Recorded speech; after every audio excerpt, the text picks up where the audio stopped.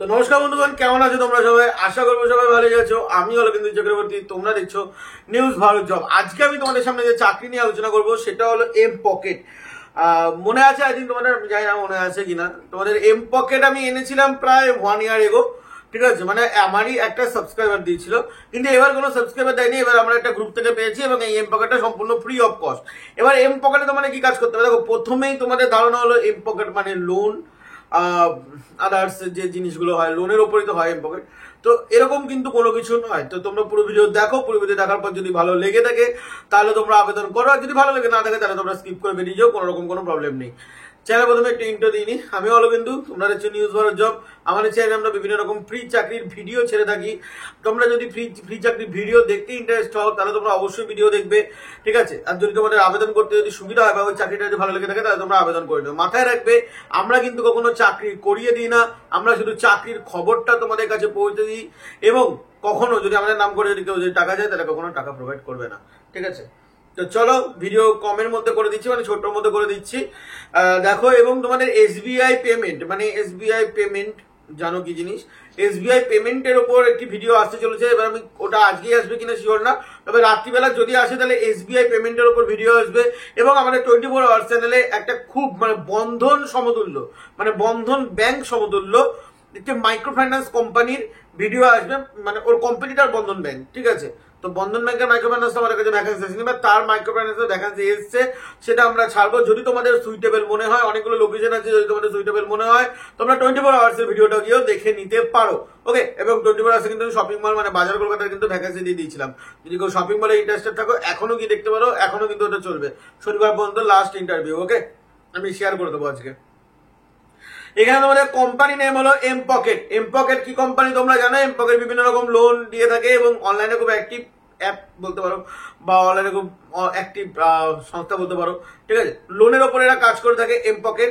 এবং এম পকেটের কিন্তু অফিস আছে, মানে এম পকেটের ব্যাক অফিস বলতে পারো, টেলিকম সেক্টর বলতে পারো, টেলিকম নয় টেলিকলিং সেক্টর বলতে পারো। যে এখানে কিন্তু এম পকেটের অফিস আছে, আমাদের কলকাতায় এম পকেটের অফিস আছে, অনেকে জানো না, সে নয় বলে দিলাম, ঠিক আছে। তো এখানে তোমাদের জব লোকেশন হবে কলকাতা সেক্টর 5। কলকাতা সেক্টর 5 আসা খুব সহজ। যদি কেউ তোমরা নদিয়া থেকে দেখছো, রানাঘাট, কল্যাণী, দেখো অনেক লোক যায় পেটের দায়ে কাজ করতে। এখন তোমরা সুখী নাকি তোমরা নর্মাল হবে সেটা তোমাদের ব্যাপার। তোমরা এসে তোমরা আসো কাজ করতে। তোমাদের এখানে শিয়ালদা থেকে নেমে ডিরেক্ট সেক্টর 5-এ মেট্রো যায়, সেক্টর 5-এ মেট্রো করেই তোমরা যাবে লাস্ট অফিস, ওখানেই কিন্তু তোমাদের অফিস থাকবে সেক্টর 5-এ, ঠিক আছে। তো যদি ইন্টারেস্টেড থাকো তাহলে তোমরা আবেদন করতে পারো। এখানে কিন্তু তোমাদের অফিসের মধ্যে বসেই টেলিকলিং এর কাজ হবে। এবার দেখো, টেলিকলিং এর কাজ মানে অনেকে বলছো যে টেলি সেলস, ঠিক আছে। এবার টেলিকলিং এর কাজ মানে এটা ব্যাক অফিস জব বলো, তোমরা বলো যে ব্যাক অফিস জব কোথায় দাদা, এটা তো টেলিকলিং এর কাজ। আরে ভাই, টেলিকলিংটাও কিন্তু অফিসে বসেই করতে হয়, একটা অফিসে বসেই করতে, অফিসের মধ্যে, মানে ওটাকে আমরা ব্যাক অফিসই বলতে পারি, ঠিক আছে। ব্যাক অফিস বিভিন্ন রকমের হয়, আমরা এটাকে ব্যাক অফিস বলতে পারি, ঠিক আছে, যেহেতু অফিসের মধ্যে বসে কাজ। কিন্তু এখানে তোমাদের কোনো রকম কোনো সেলস করতে হবে না, এটা স্যার বলেছেন আমাকে। বাট আমি তোমাদেরকে বলে রাখছি, এখানে টেলিকলিং এর কাজ আছে, অনেকটা কাস্টমার সাপোর্ট অ্যাসোসিয়েট বলতে পারো, বা কাস্টমার কেয়ার বলতে পারো। মানে কাস্টমারের উপর তোমাদের কাজ করতে হবে, কাস্টমারের বিভিন্ন রকম প্রবলেম সলভ বা কাস্টমারকে ফোন করা, এইসবই তোমাদের করতে হবে, যেটা এখানে স্যার বলেছেন।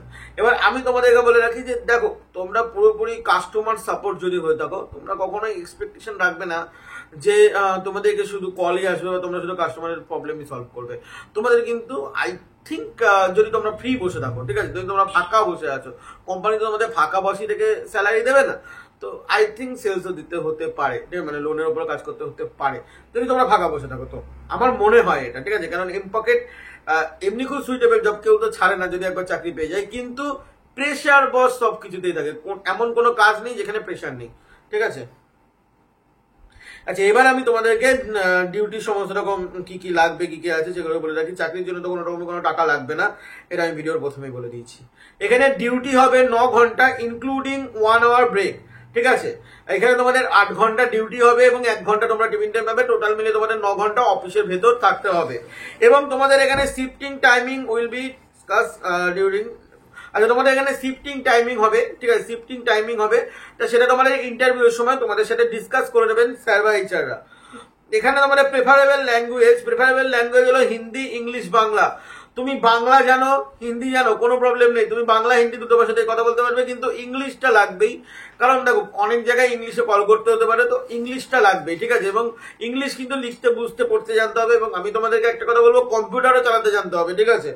এখানে তোমাদের মিনিমাম কোয়ালিফিকেশন এইচএস পাস, কোনো রকম কোনো প্রবলেম নেই, এইচএস পাসের ছেলে মেয়েরা আবেদন করতে পারো।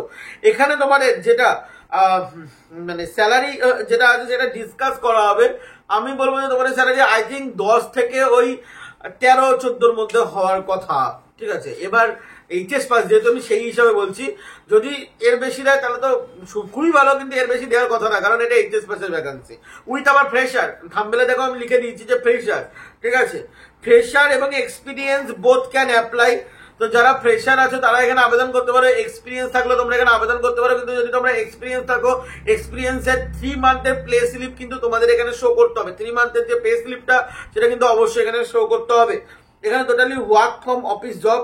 এবং এখানে তোমাদের যে স্যালারি, যেটা তোমাদের মানে লাস্ট এক্সপেক্টেড তোমরা ধরতে পারো 14,000 টাকা সিটিসি দেওয়া আছে। এর মধ্যে পিএফিএস 14,000 টাকা সিটিসি। আমি যদি এবার সিটিসিটা ধরি, সিটিসি, ঠিক আছে, সিটিসি মানে টোটাল, ঠিক আছে, টোটাল। আমি যদি সিটিসি ধরে চলি তাহলে তোমাদের স্যালারি হয়তো 12,000 হবে, 2,000 টাকা হয়তো পিএফিএস এর জন্য কাটা হবে। যদি 12,000 এইচএস পাস ফ্রেশারদেরকে যদি দেওয়া হয় স্টার্ট আপ করার জন্য, আমি তো ভাই খারাপ বলবো না বর্তমান যুগে, ঠিক আছে। কারণ বর্তমান যুগে কিছুই নেই, তো সেদিক থেকে ঠিক আছে। আর এখানে কোনো রকম কোনো টার্গেটেবল জব এখানে লেখা নেই, সেজন্য এখানে যেহেতু লেখা নেই সে নয় বললাম না। এখানে যে স্যারের নাম্বারটা আমি দিয়ে দেবো। তোমাদের একটা স্যার রিকোয়েস্ট করেছে, সেটা হলো কেউ ফোন করবেন না, শুধু অনলি ফর হোয়াটসঅ্যাপ করবেন। কেন স্যার নিজে ওখানে অফিসে কাজ করেন, তো অফিসে কাজ করলে ফোন ধরা অ্যালাউ নয়। তো স্যার তোমরা যদি ফোনও করো তাহলে স্যার ফোন ধরতে পারবেন না, ঠিক আছে। তো তোমরা হোয়াটসঅ্যাপ করবে, হোয়াটসঅ্যাপে তোমরা বায়োডাটা সমস্ত কিছু পাঠিয়ে দেবে, তারপরে কিন্তু স্যার তোমাদের সাথে কন্ট্যাক্ট করে নেবে। চললাম বন্ধুরা, ভালো থাকবেন, সুস্থ থাকবেন। এখনকার জন্য এইটুকানি, আবার নেক্সট ভিডিওতে দেখা হবে। ততক্ষণ জন্য ভালো থাকবেন, সুস্থ থাকবেন। এবং এক্সিস ব্যাংকের ভ্যাকান্সি আমি কালকে ছেড়ে দিয়েছি, তোমরা কি একবার চেক আউট করে নিতে পারো। এবং এইচডিএফসি ব্যাংকের একটা ভ্যাকান্সি এসছে, বাট ওটা এখনো ছাড়িনি, বাট ছেড়ে দেবো খুব তাড়াতাড়ি। চলো বন্ধুরা, ভালো থাকবেন, সুস্থ থাকবেন। জয় হিন্দ, বন্দে মাতরম।